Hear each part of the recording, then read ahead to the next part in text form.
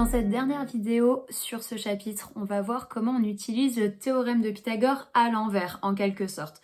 Autrement dit, je n'ai pas deux longueurs et je dois trouver la troisième dans un triangle rectangle. Je vais avoir trois longueurs et je vais me poser la question de savoir si oui ou non mon triangle est rectangle. Alors, avant de commencer ça, on va réfléchir un petit peu à de la logique de raisonnement d'abord. Et je sors des maths. J'affiche un énoncé. S'il pleut, alors je suis mouillée. J'ai une condition au départ et une conséquence qui normalement est vraie. Je ne viens pas prendre un cas particulier où j'ai un parapluie qui me protège de la pluie, etc. On est bien d'accord que ça serait une exception. Donc si je suis dehors, sans parapluie, sans kawaii, juste moi, qu'il pleut, je vais être mouillée. C'est une évidence. Est-ce que c'est vrai dans l'autre sens ? Eh bien en fait non. Si je suis dehors et que je viens de sortir d'une baignade dans la piscine, je suis mouillée et il peut faire grand soleil. Si on vient de me jeter un seau d'eau sur la tête, je vais être mouillée et il n'a pas forcément plu. Donc vous voyez que on peut pas forcément faire les chemins dans les deux sens. Si je pars de ma condition, j'arrive à ma conclusion, mais c'est pas toujours vrai dans les deux sens. Un autre énoncé. Si je travaille sérieusement, alors je progresse. C'est sûr que oui. Alors attention, parfois on progresse pas aussi vite qu'on aimerait, ça c'est pas faux, mais je vous assure que si vous travaillez sérieusement, vous allez progresser. Ça c'est une évidence. Est-ce que dans l'autre sens ça fonctionne ? Est-ce que si je progresse, ça veut dire que je travaille sérieusement ? Ben oui. Si je progresse, ça veut dire que j'apprends des nouvelles choses et je ne peux pas le faire sans travailler. Donc là, j'ai quelque chose qui fonctionne dans les deux sens. Je peux avoir ma condition avec le fait de travailler sérieusement et donc forcément, je progresse, mais je peux faire le chemin dans l'autre sens. Si je progresse, alors forcément, j'ai travaillé sérieusement. Attention, certains élèves ont besoin de travailler très peu pour progresser. D'autres devront travailler beaucoup plus. Ça, c'était une parenthèse. Je reviens aux maths. Dans mon théorème de Pythagore, j'ai deux choses. On a vu une condition, si le triangle est rectangle, et on avait une conclusion. Alors le carré de l'hypoténuse est égal à la somme des carrés des deux autres côtés. Est-ce que ça fonctionne dans les deux sens ? Oui, ça fonctionne dans les deux sens. Si le carré de l'hypoténuse est égal à la somme des carrés des deux autres côtés, forcément mon triangle est rectangle. Cette propriété ne marche que dans un triangle rectangle. Donc là, je peux faire le chemin dans les deux sens.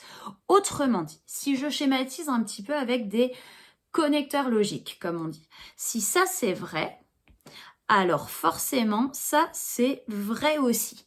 Et quand on lit les choses dans ce sens-là, ça s'appelle le théorème. Ça pourrait être une propriété aussi, mais là en l'occurrence ça s'appelle un théorème. On vient de dire que si ça c'est vrai, alors ça c'est vrai aussi. Et bien dans ce sens-là, ça ne s'appelle plus un théorème, ça s'appelle une réciproque. Réciproque, ça veut juste dire qu'on prend l'information dans l'autre sens. Et il me reste un dernier cas. Le dernier cas, c'est si jamais ça c'est faux. Alors, si ça c'est faux, ça veut dire que j'étais pas dans un triangle rectangle. Autrement dit, la colonne, le triangle rectangle, est fausse aussi. Et dans ce cas-là, on ne fait pas directement le théorème à l'envers, donc ça ne s'appelle plus une réciproque, ça s'appelle une contraposée. Les deux lignes d'en bas, elles servent vraiment dans la pratique, on va les utiliser, elles ne sont plus au programme. Autrement dit, normalement, on n'est plus censé vous introduire ce vocabulaire-là. Moi, je pense que vous êtes tout à fait capable de comprendre et de l'utiliser correctement. Et donc, je préfère vous montrer comment faire les choses de la meilleure façon possible.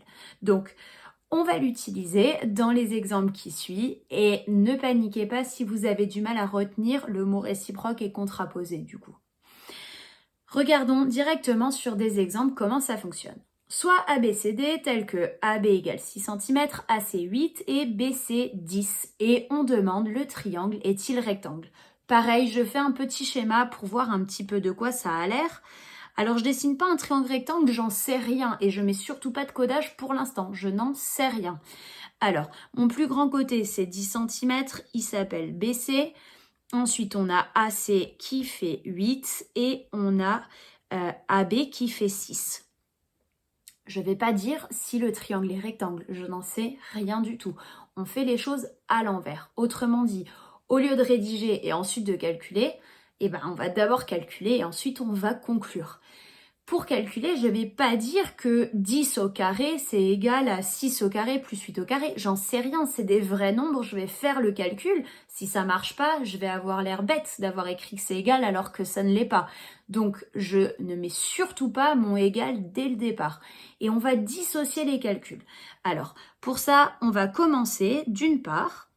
On va calculer d'abord le plus grand au carré, comme si c'était l'hypoténuse tout seul d'un côté du égal. Donc, je vais calculer BC au carré, ça me donne 10 au carré et ça fait donc 100. Et je vais faire la somme des deux autres carrés, mais en dessous, on sépare au cas où c'est pas égal. Au moins, on aura rédigé correctement. D'autre part, AC au carré plus AB au carré, ça nous donne 8 au carré plus 6 au carré. Ça fait 64 plus 36, ça fait exactement 100.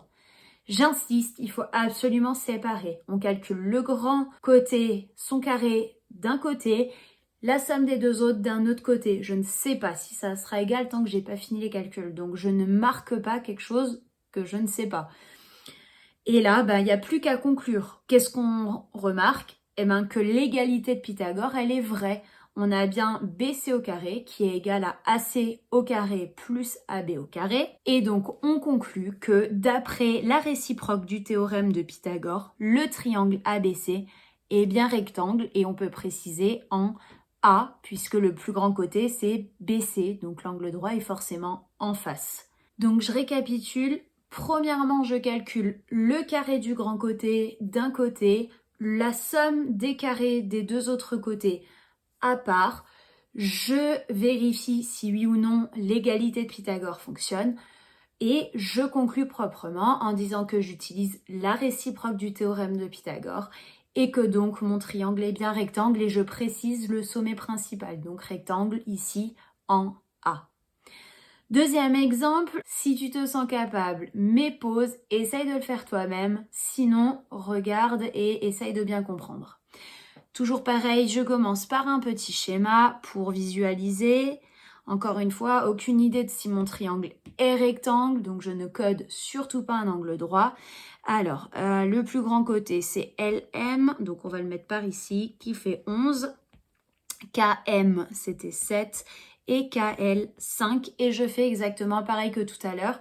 Je sépare les calculs des deux partie de l'égalité de Pythagore. Donc, d'une part, LM au carré est égal à 11 au carré, ça nous donne 121. D'autre part, KM au carré plus KL au carré, ça fait 7 au carré plus 5 au carré, ça fait 49 plus 25, ça fait donc 74. Et 74, c'est pas du tout égal à 121. Donc on conclut, LM au carré n'est pas égal à KM au carré plus KL au carré. Autrement dit, la conclusion de Pythagore ne fonctionne pas. On n'utilise donc pas la réciproque mais la contraposée et on conclut que le triangle n'est pas rectangle. Voilà, j'espère que vous avez bien compris comment ça fonctionne, que vous avez bien compris cette logique de théorème dans un sens, réciproque du théorème dans l'autre sens et contraposé si l'autre sens ne fonctionne pas. Et attention, attention à bien soigner la rédaction dans les exercices.